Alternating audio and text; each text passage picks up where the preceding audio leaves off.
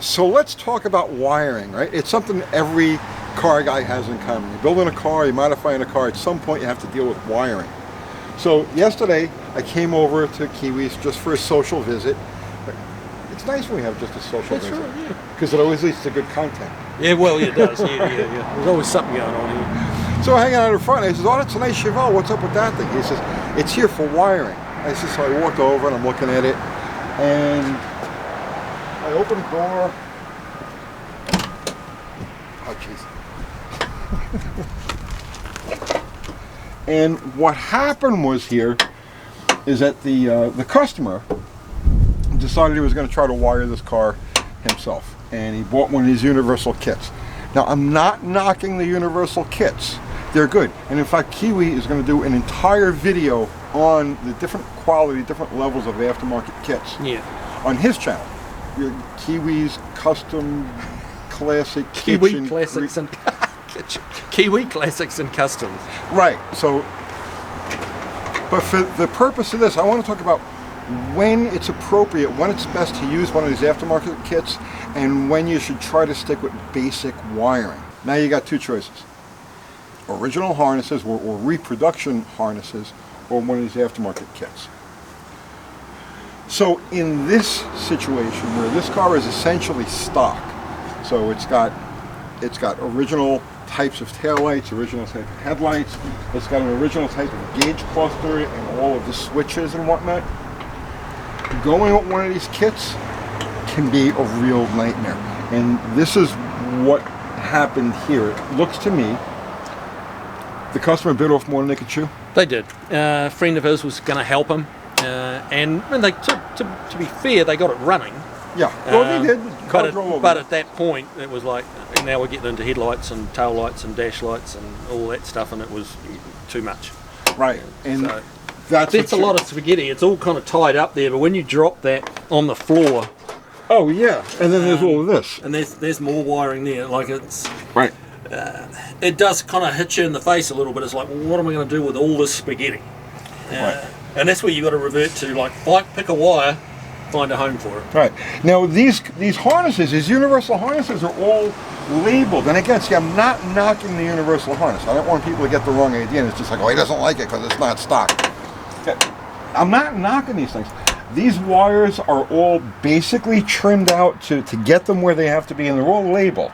So you'll know that this is for the left turn signal, this is for the right turn signal, this is for the gas gauge. They're labeled like that, and they're good like that. But when you're going to do a car like this, like I said, where it has all of the original types of switches, you run into an issue where you're doubling your work. Like, for instance, not only do you need an original harness that's got the original connectors for each of these components, so you've got to start with basic harness, but now you're doubling your connections because you've got the original factory connections from the harness to the switch, and then you've got your connection that you're making from the aftermarket harness to the stock type of harness. So now you've got the connection is almost always a point of failure. So when you're done wiring in one of these universal harnesses to a car that's using otherwise stock components, you're literally doubling your chances, or you're doubling your number of potential failure points. And that can get crazy. Every one of these things I've seen has had that, where it's like, okay, this turn signal won't work no matter what. And it turns out that they over crimped and broke the wires inside. Yep. And just typical stuff. Or intermittent charging system issues always seem to be So here's how I approach something like this. I was in the parts business for a while, dealing in Mopar parts, 10, 12 years. And during that time, I found that original factory harnesses brought the highest premium. So if you've got an original factory harness and the wires are still soft and pliable, the insulation isn't brittle or anything like that, and it hasn't been hacked up, if you can wire a car like this, a daily driver or a hot rod using stock componentry, with that sort of harness, you're ahead of the game. The quality of the wire, the quality of the insulation, the quality of all the connections from that era of car in 1950s, 1960s, 1970s is really good. All of the componentry, all of the materials used were top quality. And as long as I haven't been subjected to crazy amounts of heat or weather, or of course hackery, somebody getting in there with a... That's the biggest problem I see with the original wiring harnesses, is that there's usually been 6 or 8 or who knows how many people, over the last 50 years thinking they knew better, and cutting a wire out and adding a wire here, and suddenly you've got those little screw connectors that they use in a household electric, and those stupid shit like that. And it's always around the turn signal harnesses. Yeah. Right? Because like people don't realize the turn signal switch goes bad, and then they start jumping wires here and there, and so if you can find good original harnesses, in my opinion, I think they're worth the premium you're going to pay for them. Your next step down for a car like this, again, it's using like stock type hardware all the way around, would be a replacement aftermarket harness. The quality of them is generally good. I don't see many problems with them, but again, see, it's questionable only because the copper is coming from wherever and you don't know the...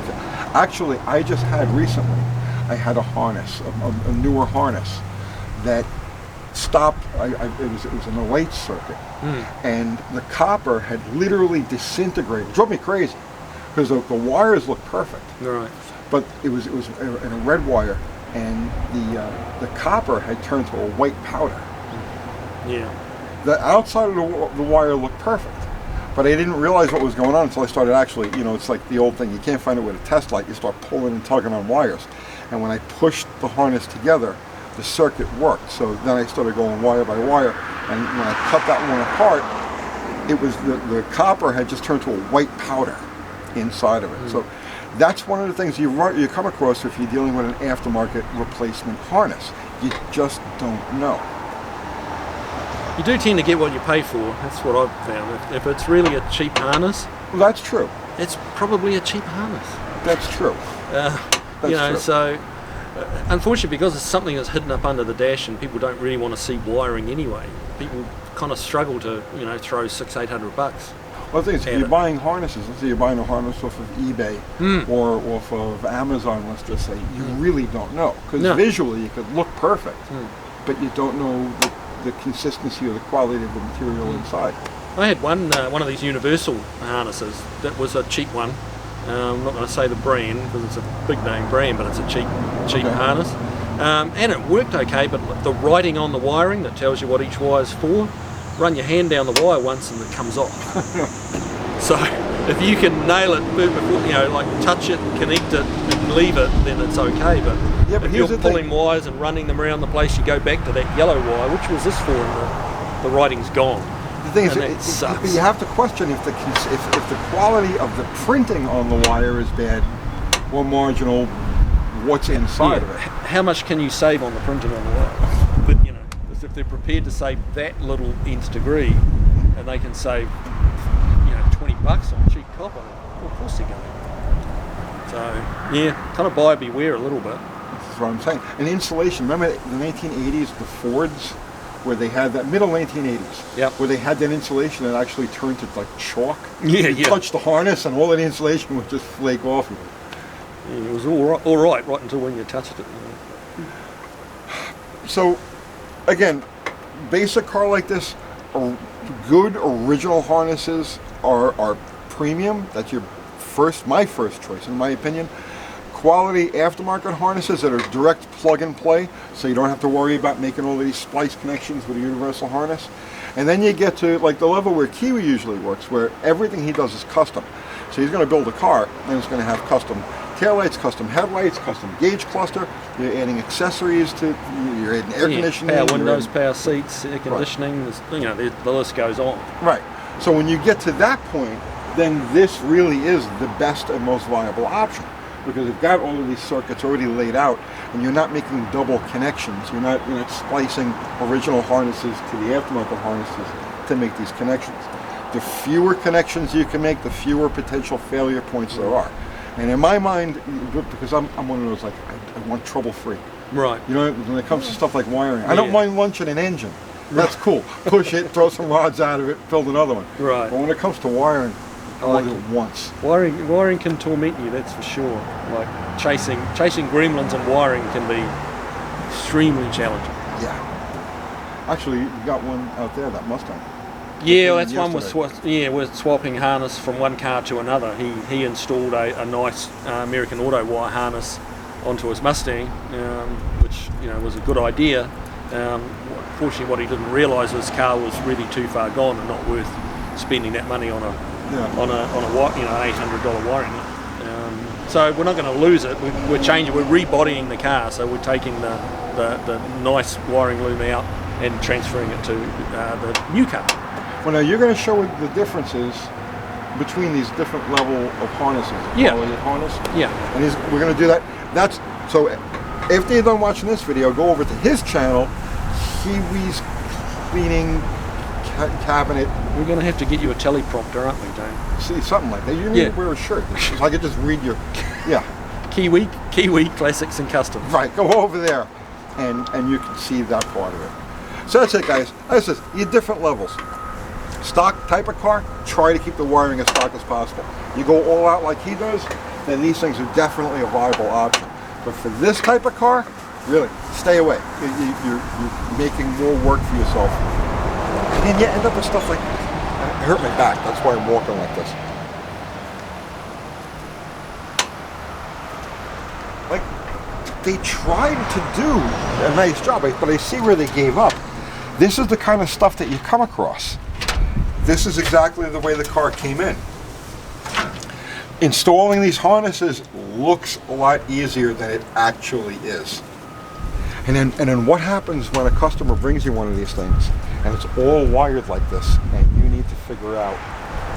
Well, you're kind of inheriting a problem, so you've got to be a bit careful. And then once I start playing with the wiring, I kind of own the whole thing. Like I own all the wiring in the car. Yeah, once even you touch one circuit. I've done 80% of it, I still end up figuratively owning the other 20%. So I've got to go back and make sure that was done correctly first, right, and then work forward. So in hindsight, which is 2020, he probably should have just brought it in and got me to do the wiring harness. It certainly won't. What's been done is not going to save any time. Well, I mean, just if you look at this here, come in closer. So here's wiring for the electric fan, and they routed it through this metal bracket on the radiator, but it's got no insulation on it. Yeah, it's just going to cut through. It's just eventually going to vibrate through and create a short. Now take this situation and run it through the entire car, and you could it's an electrical fire waiting to happen. Yeah, and that more classic cars burn down than you imagine. Yeah, we were actually that's how this whole thing started, because we were standing in front of his shop and he was talking about, was it Grundy? Yeah, Grundy's. Like I was talking with one of their sales reps, and the biggest cause of total losses, or when the car's beyond financially repairing, is fire. These old girls don't get in that many traffic accidents because they don't do a lot of miles. Right. But they have old wiring harnesses or badly wired harnesses, and it doesn't kind of look like there's that much to burn under here. But if you've ever seen a car burn, Sure. it's amazing. They burn like the best bonfire you've ever seen. Well, when you run a wire, you run a new wire, a new circuit, so let's say up underneath the dashboard, there's always that loose, that insulation that they used back in the day. It becomes very powdery, dry, and it's just like kindling. You only have to get this wire to go red for an instant, really, and that's lit, and you're not putting it out. Yeah, exactly. I mean, it doesn't take that much. No. And once they start, they accelerate really fast. Yeah. It's always a good idea to carry a fire extinguisher in your car, but there's maybe a 20% chance, if you're lucky, to actually get it out with that fire extinguisher before it takes hold. And you're actually smart enough to know where to point the fire extinguisher. And that's not as simple as you might think. That's why our firemen get trained. Well, you got your work cut out for you putting this thing back together again. Yeah. We're also doing all the interior in this one, so there's going to be a few videos on putting the interior and recovering the seats, carpets, heat liner. So this car's going to be here a little while. It's got a bit to be done on it. So we're going to do some how-to videos and you know, see what you guys On can your do at channel. crack on my channel. Kiwis. Classics Cool and customs. Cool customs. Well, they are cool customs. Yeah. All right, that's it, guys. Hope you got something out of that. See you I'll guys. see you tomorrow.